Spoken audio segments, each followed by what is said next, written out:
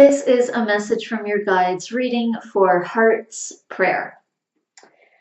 I have 4 crystals here, and I'm going to go ahead and surround this in some positive space with my Angel Aura Quartz.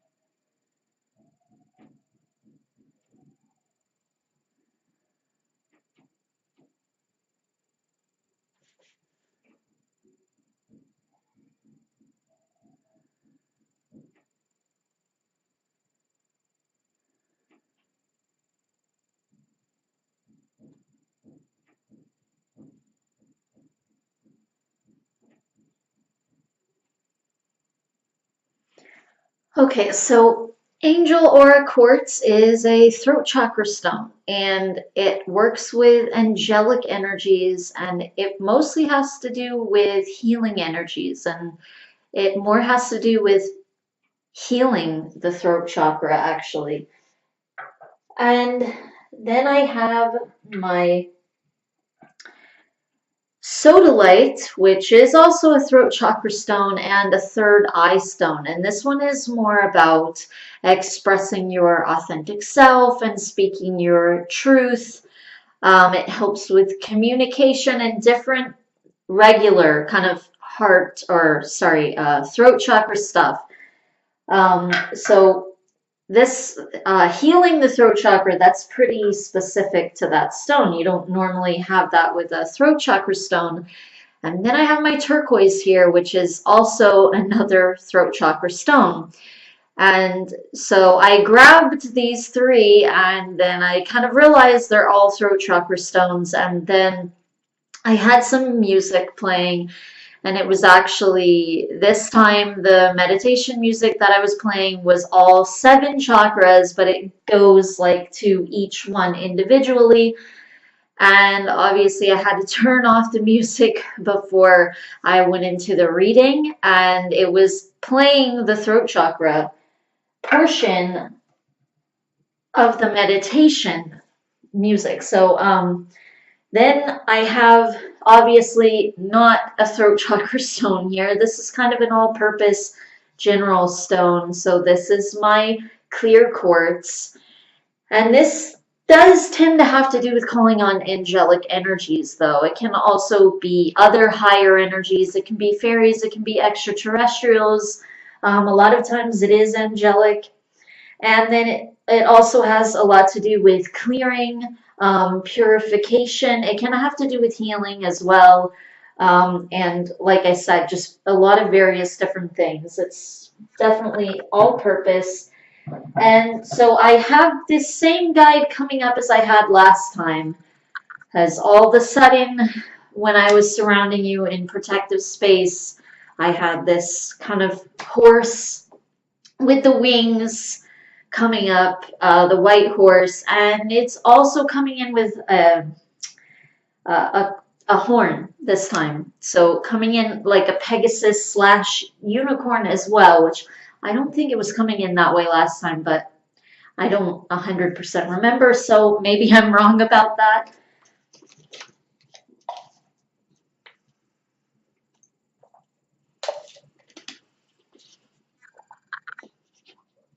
And I've got a kind of angelic female guide coming up. This could be, uh, hmm,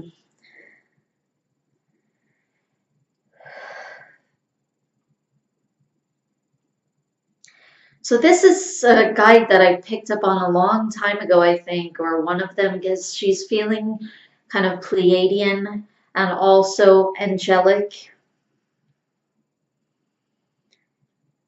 Now I keep getting this feeling of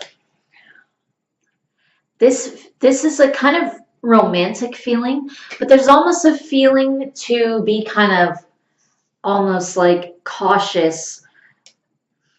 This is feeling like be very aware of your energy and don't allow it to be drained by, it feels like almost like a romantic relationship,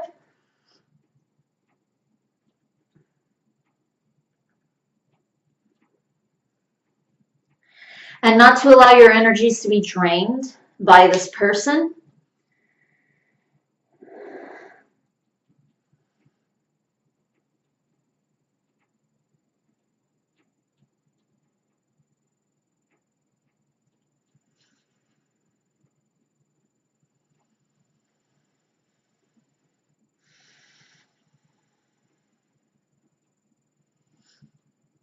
Because you're very empathic, and sometimes this can almost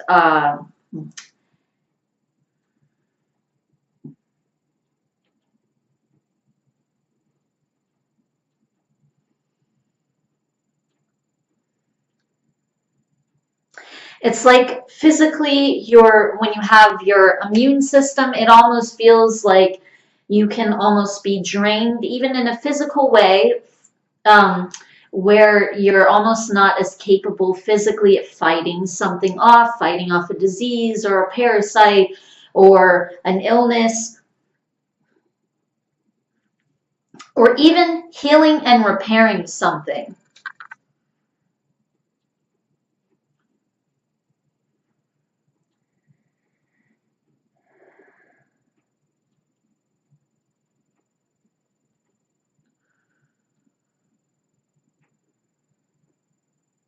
So even if you were to, let's say, fall and sprain something, for instance, it feels like still there'd almost be this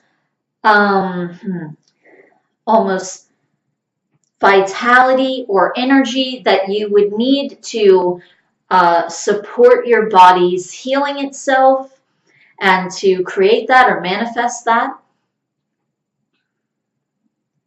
So you can do physical things, obviously, to enable yourself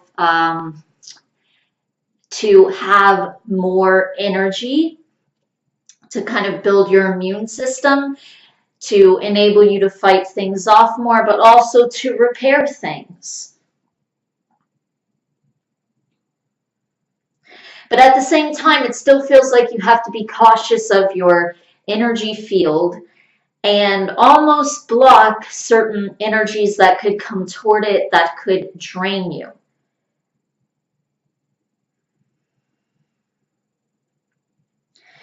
And it also feels like you need to be careful who you're around and who you associate yourself with. And this is like in any kind of relationship, whether it's romantic or it's something else,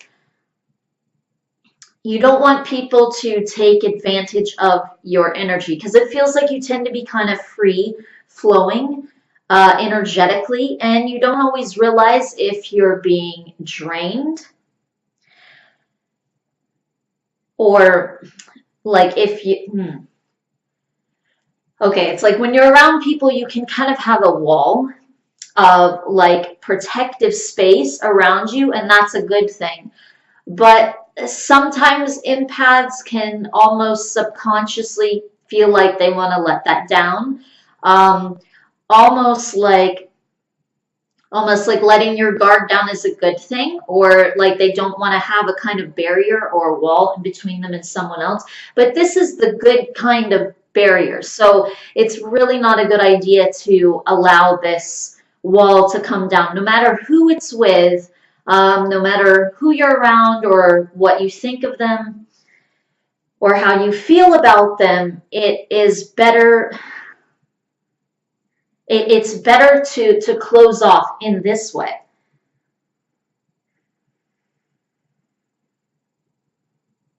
Otherwise, it feels like you can end up with kind of psychic vampires latching onto your energy or your space, and they might end up draining you without you really being aware of it.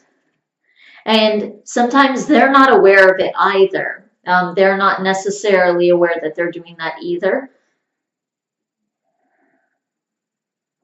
But they're saying that it's just about awareness. It's about being aware of your space, where it's at right now, and even who could be taking advantage of your kind of openness and the open space that you can sometimes have.